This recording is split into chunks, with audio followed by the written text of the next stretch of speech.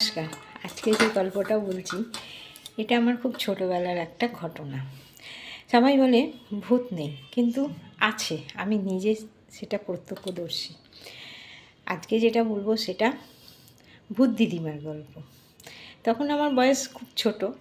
তো আমার মামার বাড়ি হচ্ছে খুব অজপাড়াগা, মানে যাকে বলে আমি যখন ছোটোবেলা তখন ওখানে কোনো কারেন্ট ছিল না, বৈদ্যুতিক কোনো ব্যবস্থাই ছিল না।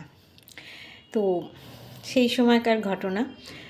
আর আমি যে সময় বলছি সেই সময় মানে তখন আমাদের ছোটোবেলাটা খুব খেলে ধুলে মানে সময় কেটেছে, এখনকার মতন নয়।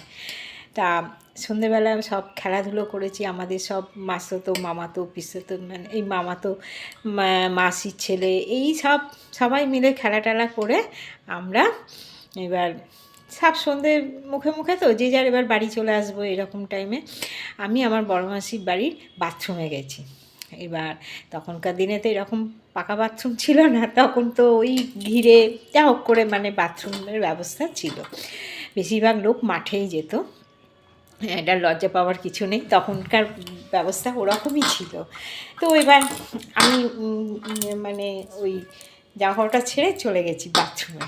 আর গিয়ে দেখছি পাশের মানে ওপর থেকে নিচে নামতে গিয়ে বাথরুমটা, পাশের বাড়ি বাথরুমটাকে দেখতে পাচ্ছি। তো পাশের বাড়ি বাথরুমটাকে দেখে আমি ওই বাথরুমে দেখছি একজন বয়স্ক ভদ্রমহিলা মানে সাদা থান পরে এমনি ঘোমটা দিয়ে বসে আছে। আর আমি ওই বাড়ি দুই দিদিমা ওরকম দেখতে ছিল।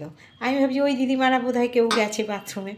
আমি এবার দিদিমা ভেবে কত গল্প করছি, দিদিমা আমার এই আজকে এই খেলেছি, কালকে ওই করেছি। সে কিন্তু মাথা নেড়ে যাচ্ছে, কোনো প্রশ্নের উত্তর দিচ্ছে না, করে মাথা নাড়ছে। আর তখনকার দিনের লোকরা তো ঘোমটা দিত, এখনকার মতন তো এরকম ছিল না। আমি ভাবছি উনি আমার গল্প শুনছে, সাড়া দিচ্ছে। আমি কিন্তু আমার নিজের কাজ সেরে টেরে কি সুন্দর যখন চলে আসছি, তখন আমি দিদিমাকে বলছি, দিদিমা আমার কিন্তু হয়ে গেছে, আমি কিন্তু এবার চলে যাচ্ছি। দিদিমা কি সুন্দর মাথা নাড়লো, আমিও চলে আসলাম। এইবার বাড়ি এসে তো যা বকুনি খেয়েছি, মানে আমার দিদি তো আমাকে মারতে বাকি রেখেছিল। আমাকে বলছে তুই কোথায় গেছিলিস? তা আমি বলছি যে এরম বাথরুমে গেছিলাম।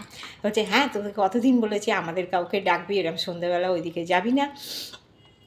আমি বলছি কী হয়েছে? তো গেছি, ওই তো দিদিমা ছিল তো পাশে, দিদিমার সঙ্গে কত গল্প করলাম, দিদিমা আমার কত হুঁ হাঁ করলো এই বলে টলে। তখন এবার তো সেইখানে তখনকার মতন তো মিটে গেছে ঘটনাটা। কিন্তু আমার দিদি পরে আমাকে টানতে টানতে পাশের বাড়ি নিয়ে গেছে, নিয়ে গিয়ে বলছে কোন দিদিমা ছিল দেখা। আমি বলছি এই দিদিমা।